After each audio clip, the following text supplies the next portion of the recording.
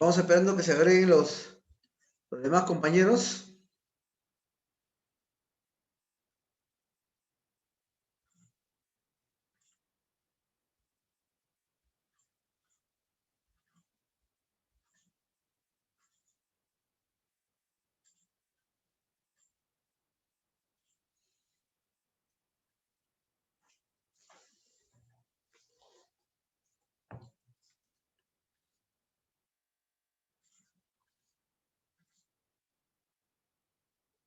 Entonces decíamos que la seguridad de trabajo bien hecho a la primera y que nos garantizaba la productividad y la calidad también, bien amarrados.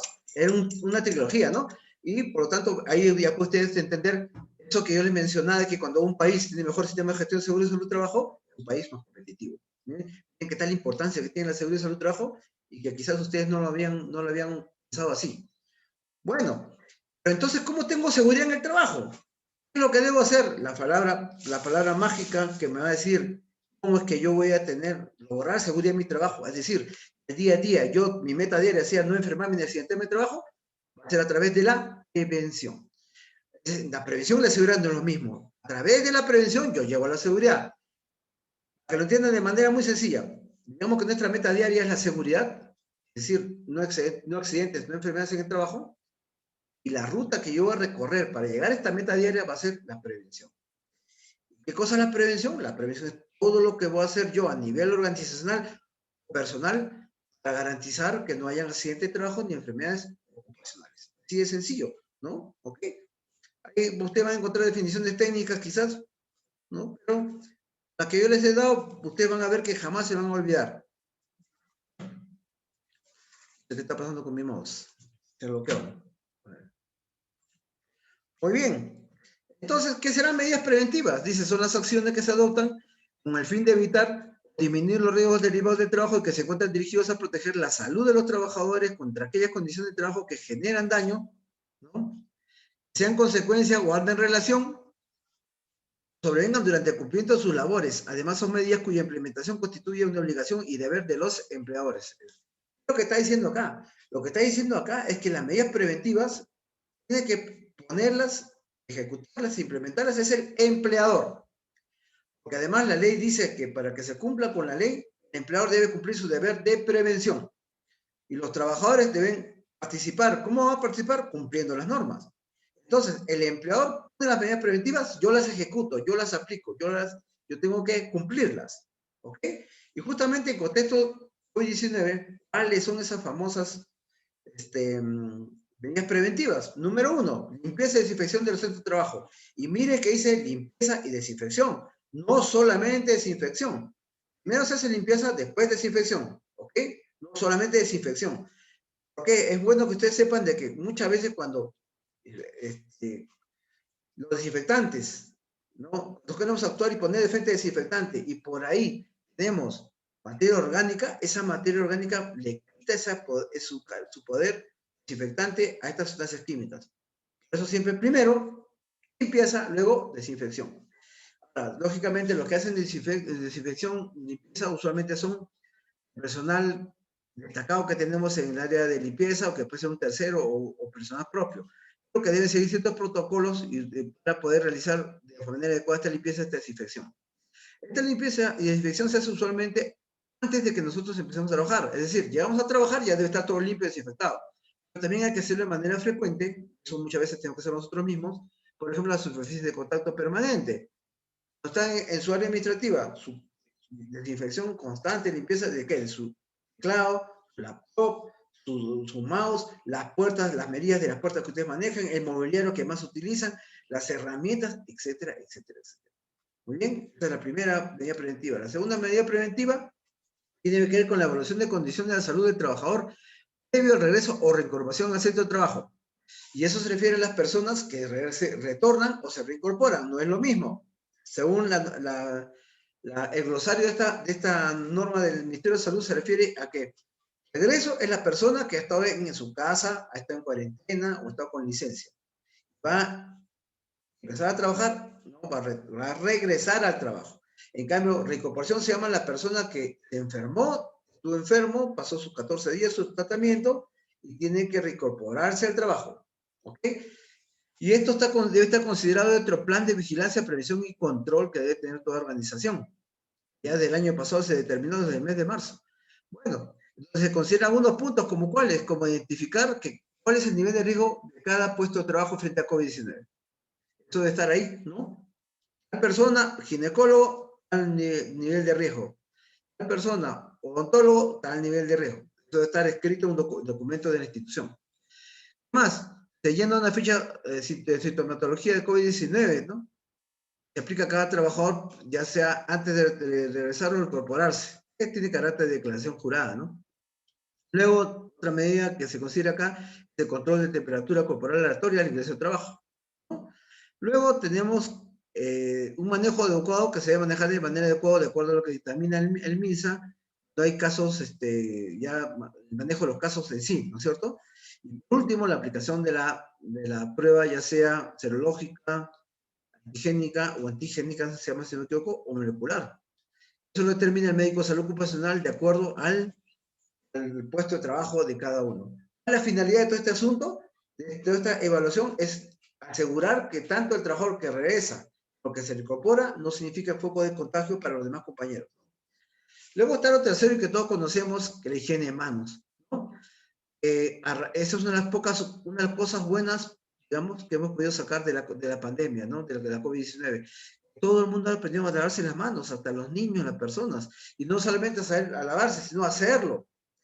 Hablando, por ejemplo, de personal esencial, todos sabemos que muy poco se lavan las manos, pues, entre paciente y paciente, etcétera, ¿no? No hay mucho que hablar ahí, no hay mucho que descubrir ahí. Ahora, a raíz de la pandemia, ya la gente un poquito ha entrado a la conciencia y ya está haciendo su higiene de manos, ¿no? Bueno, esta medida la implementa el empleador en el sentido que ellos ponen el jabón líquido, te ponen papel toalla, alcohol, y abastecimiento de agua, y nosotros lo que hacemos, hacer el lavado adecuado siguiendo la técnica correspondiente, ¿no?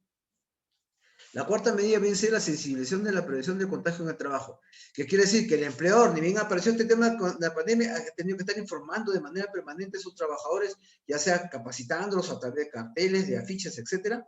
¿Sobre qué? Sobre el uso obligatorio de las mascarillas, por ejemplo, no solamente el uso obligatorio, sino el uso adecuado, ¿no? La higiene de manos que acabamos de conversar, el tema del distanciamiento social, que ahora es 1,5 metros, ¿no es cierto?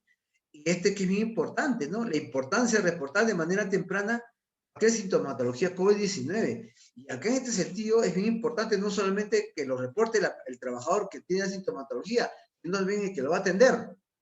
Porque yo les comento, por ejemplo, yo conocí a todos casos de personas, sobre todo cuando comenzó la pandemia estaba en sus inicios, digamos, de que un trabajador tenía problemas de dolor de cabeza, no eran usuales, fue a donde el médico ocupacional, el médico minimizó ese dolor de cabeza, le dijo, no, yo solamente tengo un resfrío, tómate tu Panadol y no pasa nada. Al final el amigo se contagió de COVID-19, estuvo muy mal, eso le pudo haber traído consecuencias legales al médico, ¿no? Entonces, este tema ya debe estar bien sensible tanto para el trabajador como para su médico, ¿no?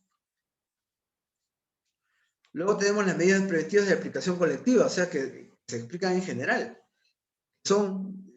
La primera es la ventilación, que todos sabemos que los ambientes deben estar adecuadamente ventilados, si se puede, de preferencia ventilación natural.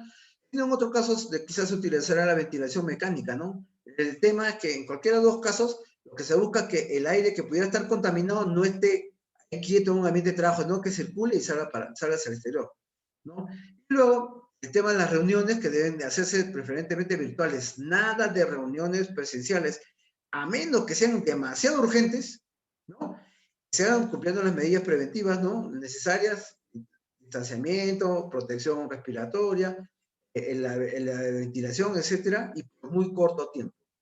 Luego, en la implementación de barreras físicas, son cuando colocamos pues pantallas entre el trabajador y su cliente, el trabajador y su paciente, la finalidad de permitir o bloquear de una manera que algunas gotículas o, ¿no? o algún flujo del paciente pueda llegar al trabajador o a su protección inclusive, ¿no? El distanciamiento social también viene a ser una medida colectiva como individual. Luego, la definición de lugares o puntos estratégicos donde copiemos nuestros EPPs usados. Es decir, al final de nuestra labor, tendríamos que desechar en un lugar, ¿cierto? De los EPPs que hemos utilizado, un lugar estratégico y señalizado, que después puede ser descartado de manera adecuada, ¿no? Luego el tema de la capacitación, que debe darse antes o durante esté yo en casa o después que ya retorne al trabajo, y también igualmente mediante este medio, vía virtual, para cumplir con las nuevas normas. El uso obligatorio de manera adecuada de los equipos de presión respiratoria también es una medida preventiva que se debe aplicar a toda la colectividad. Y hay una consideración especial para la mujer gestante o mujer en periodo de lactancia materna, ¿no? Donde se debe priorizar que se le dé trabajo remoto. Y si por algún motivo no se le puede otorgar el trabajo remoto por las características del trabajo que realiza, se le debe a esta persona enviar o mover o transferir a un área donde esté puesta al mínimo riesgo, ¿no? Por última, la última medida preventiva es la medida de protección personal. Que va a estar, se va a asignar, de acuerdo a la normativa del MINSA, se va a asignar los equipos de protección personal de acuerdo al nivel de riesgo que fueron calificados, que yo les mencioné al principio, ¿no? Que cada puesto de trabajo, cada trabajador debe tener su calificación. De acuerdo a esa calificación, se le da a los equipos de protección personal. Entonces, los que están calificados con muy alta exposición, se le da a estos 6 equipos. Respirador N95, protección para la cara, ojos, manos, cuerpo y botas. Por ejemplo, que tienen a pacientes COVID. Un riesgo alta exposición. Todos los mismos equipos, a excepción de las botas. Los que están calificados como riesgo menor de exposición, por lo menos se le dará una mascarilla quirúrgica. Ahora, si el empleador quiere darle más de esa exigencia mínima que impone el MINSA, el empleador le puede otorgar cualquiera de estos tres. En vez de una mascarilla, un respirador de 95, una protección para la cara y para los ojos. ¿Ok? Pero lo mínimo que debe cumplir es su mascarilla quirúrgica. Y en el caso de riesgo bajo exposición, mascarilla comunitaria o de tela, ¿no? Igual, si el empleador estima que el trabajador puede darle un nivel de estándar superior al que el mínimo que exige la ley, le puede dar o su mascarilla quirúrgica o su respirador de 95, adicionalmente su protección para la cara y para los ojos. Y por eso le digo, estos que están en los rectángulos con bordes celestes son potestad del empleador. El empleador solamente tiene que cumplir como mínimo con lo que hemos señalado, ¿no? Ya depende del empleador. Y bueno, usted ya hemos visto esto que ya todos conocíamos y que mucha gente no aplica, hay que tener en cuenta que estas medidas preventivas se aplican en conjunto, ¿eh? No vamos a creer que porque tenemos la mascarilla, doble mascarilla, ya estamos protegidos, ¿no? Esta es una de las medidas. Hay que aplicar también las demás a la vez, de manera simultánea. El distanciamiento, el tema de la ventilación, la higiene de manos, etcétera, etcétera. Lo que hemos conversado. ¿Ya? No es que una medida preventiva sirve y ya estoy, me sirve y ya me salvé del virus, ¿no? Hay que aplicar todas en su conjunto. ¿Ya? No hay que pensar, por favor. También hay que tener paciencia, pues hay que decidir qué vamos a hacer. Esta cosa está fea, como habéis mencionado, ya hemos visto las estadísticas, ¿no? En nuestra región estamos mal. Entonces hay que tener paciencia, esta nueva forma de vida que ya es nueva, ya no va a ser nunca igual. Tener esa paciencia, que tener esa virtud, o terminar siendo paciente. Y muchas veces no vamos a terminar siendo paciente en un hospital, porque no hay lugar. De repente vamos a terminar en nuestra casa, y nuestra casa no es un lugar apropiado. Entonces, o soy paciente de paciencia, de la virtud de la paciencia, o termino siendo paciente del que se va a ir a la otra. Hay que pensar en eso, más aún siendo personal de salud, ¿no? Ok, este es el tema que les quería comentar por primera vez. No sé si por ahí tienen alguna pregunta, por favor. Mientras piensan alguna pregunta que me quieran hacer, les voy a agradecer que puedan conectar sus cámaras, los que tengan cámara, por favor, para poder tomar una captura de pantalla de la reunión, que es lo que me piden a mí como una testimonio de la reunión que hemos tenido ahora, por favor. Y los que se puedan conectar, por favor, les voy a agradecer que puedan conectar sus cámaras para poder tomar la foto, por favor.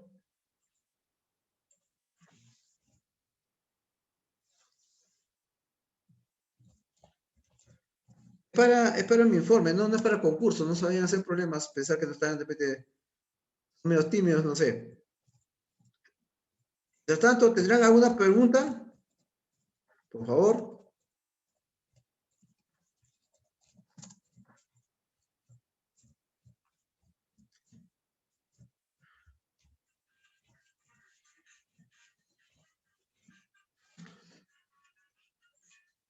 A ver, ¿Alguien más, por favor, se conecta? Sin ningún temor.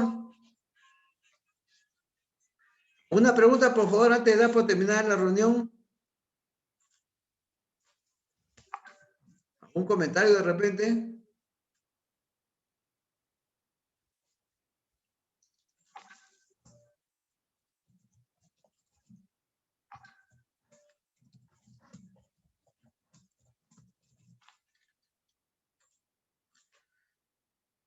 Nada, ni de manera verbal ni por el chat. Bueno, agradecerles pues su presencia. Por favor, ya va a haber otras convocatorias que se les va a informar con tiempo anticipado para que ustedes se puedan reservar sus tiempos y poder llevar a cabo estas reuniones. Durante todo el año vamos a llevar reuniones, por favor. Entonces, le van a comunicar el doctor Darío Rubén Santiago, probablemente también el doctor Daigoro le va a comunicar. Como yo no tengo ya el teléfono de alguno de ustedes, también se lo voy a compartir para que ustedes puedan compartir a todos sus compañeros y no se pierdan las reuniones y puedan asistir lo más que puedan. Si ya no hay ninguna pregunta adicional, ninguna pregunta que ustedes quieran hacer o alguna observación, solamente agradecerles por su tiempo. Gracias por su participación. Cuídense bastantes. Todavía esto tiene mucho por resolver. Hay que cuidarnos nada más. ¿Okay? Un abrazo para todos, un saludo muy afectuoso y estamos viéndonos en la próxima reunión. Muchas gracias por todo. Hasta luego.